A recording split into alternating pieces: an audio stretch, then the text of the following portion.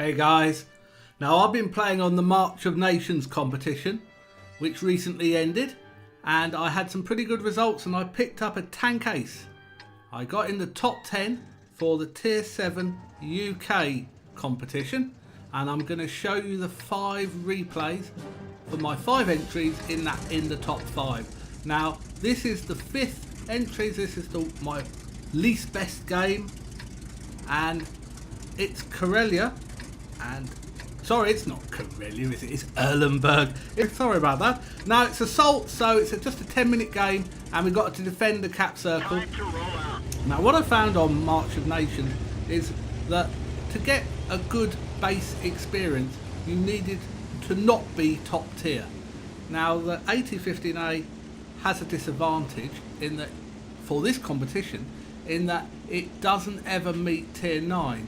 So the chance of getting a very high experience in the AT-15A is quite low compared to some of the other tanks that you're competing against. Particularly the Comet would be the obvious one, and the Black Prince as well.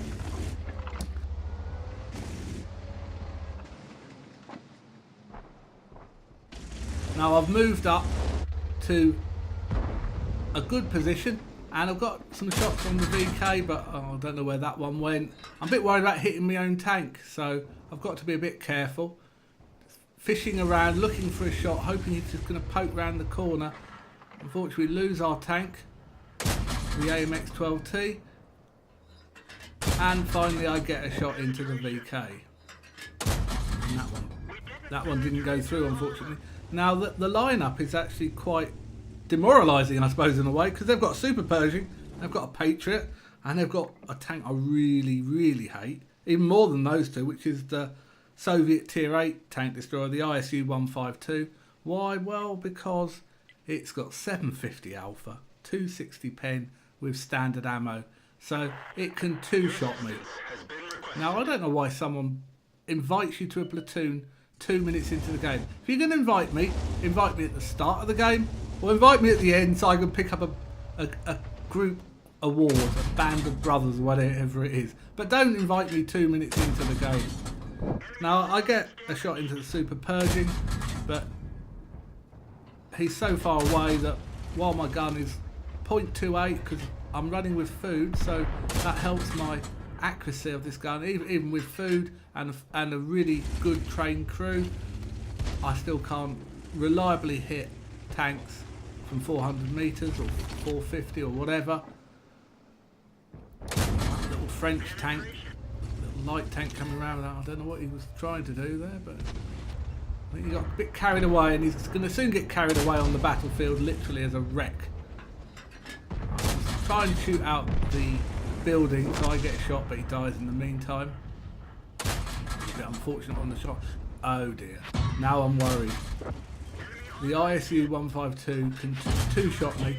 Fortunately, he'd already fired at another tank, and he pulled back, and I got a few shots into him. So that was lucky, because I could easily have died there. Now, I'm not a good player. I'm not a great player. I'm probably an average player, particularly in this tank. And so lots of my shots go AWOL. Now it's KV-85 doing a novel attempt at suiciding. He didn't live very long. Now so far I've not fired any premium rounds. And that T28 HTC, it's got very good frontal armour, but its ears are very weak.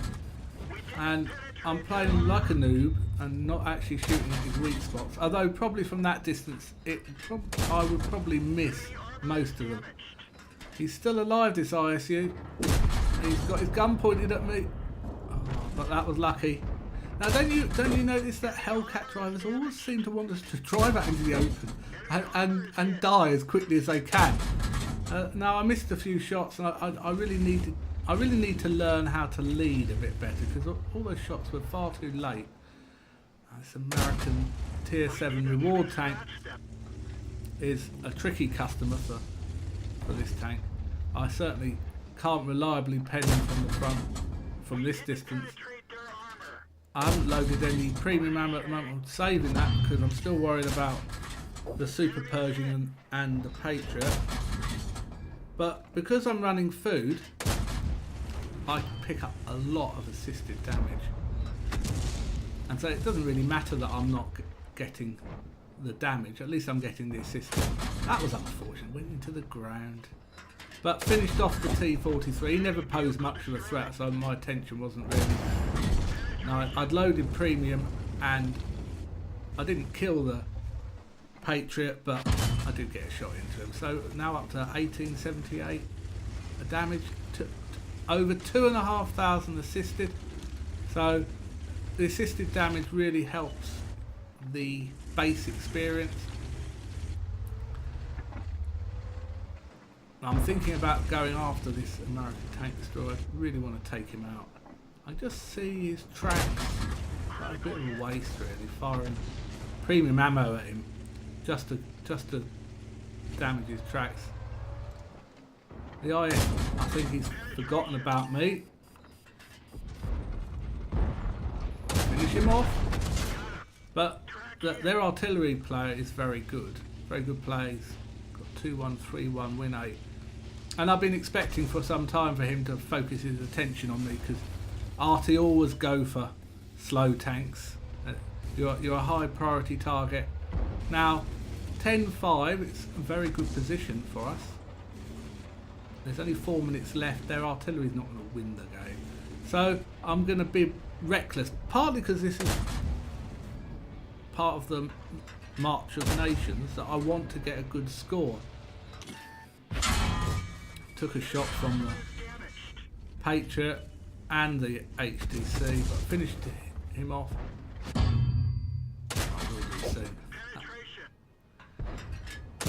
Oh, that was a complete waste firing a premium at Bert.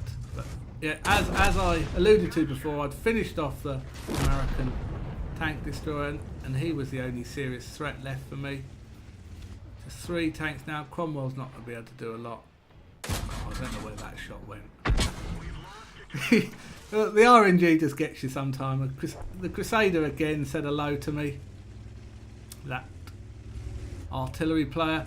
Now, if you notice that the Patriot has a very low win rate, and I think it's indicative of his play that he's last to survive, but that's not a good thing. He's not done a lot in the game and just waiting for his team to die. Never attacked. And even though he's in a good tank, he's not going to be able to take on all of us. I thought I might get a shot into him, but I didn't want to fire his turret and my buddies got in the way. But it was a win. So let's take a look at the end plates. This was my 5th best game in the March of Nations competition for the Tier 7 UK line. Now, this game I picked up an Ace Tanker and some other medals, as well as the Confederate medal, bear in mind the number of tanks that I damaged, and the Steel Wall, because I bounced a lot of damage. As you can see, I wasn't top tier, but I did manage to do some damage into, well, two of the Tier 8 tanks, and didn't manage against the Patriot, unfortunately.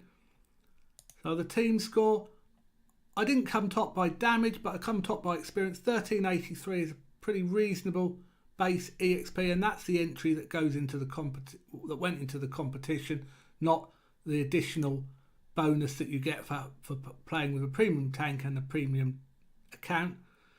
Still made 36,000 credits, which is pretty respectable given that I was spamming a lot of gold. But oh dear, I am not a great player. I'm not even a good player. I missed so many shots. 26 direct hits out of 49. That's a terrible percentage. Only took 2 penetrations. But the most important thing, and the reason why this, even though this wasn't a particularly good game, I still managed 2,593 assisted damage. That, together with the 2,435 damage, gave a respectable 1383 base EXP. Now I hope you enjoyed this video, and if you liked the video, please give it a like and subscribe to the channel. It really does help. Stay tuned for the top 4 games that I played as part of the March of Nations competition for the Tier 7 UK part of the competition. Have fun, guys. I'll see you on the battlefield soon. Take care.